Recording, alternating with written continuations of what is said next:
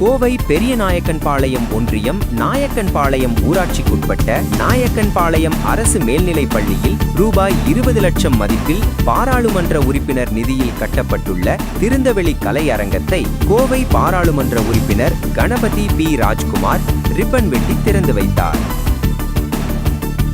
கோவை பெரியநாயக்கன்பாளையம் ஒன்றியம் நாயக்கன்பாளையம் ஊராட்சிக்குட்பட்ட வள்ளிநகர் பகுதியில் நாயக்கன்பாளையம் அரசு மேல்நிலைப்பள்ளி செயல்பட்டு வருகிறது. இங்கு 400க்கும் மேற்பட்ட மாணவ மாணவிகள் பயின்று வருகின்றனர்.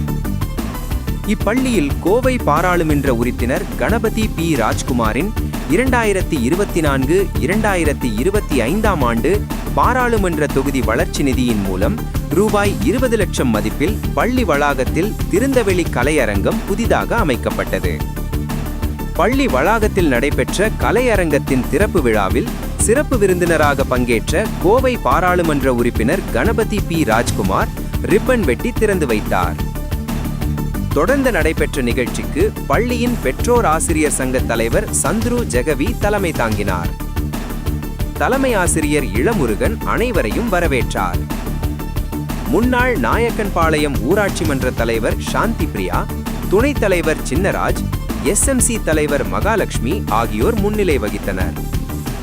இந்நிகழ்வில் மாவட்ட செயலாளர் தொண்டாமுத்தூர் ரவி, ஒன்றிய செயலாளர் கார்த்திக், கென்னடி குரூப் செல்வநம்பி, உதவி செயற்பொறியாளர் பாலகிருஷ்ணன், உதவி பொறியாளர் ராகுல், ரவி என்கிற பாலசந்திரன் உள்பட ஆசிரியர்கள், மாணவ மாணவியர், பெற்றோர் என பலர் பங்கேற்றனர். நிகழ்ச்சியை தமிழாசிரியர் முனியாண்டி தொகுத்து வழங்கினார்.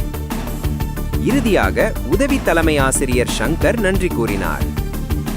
முன்னதாக இந்நிகழ்ச்சிக்கு வந்த பாராளுமன்ற உறுப்பினர் கணபதி பி ராஜ்குமாருக்கு பூங்கொத்து கொடுத்தும் சால்வை அணிவித்தும் இருபுறமும் மாணவர் நின்று கைகளை தட்டியும் சிறப்பான வரவேற்பு கொடுத்தனர்.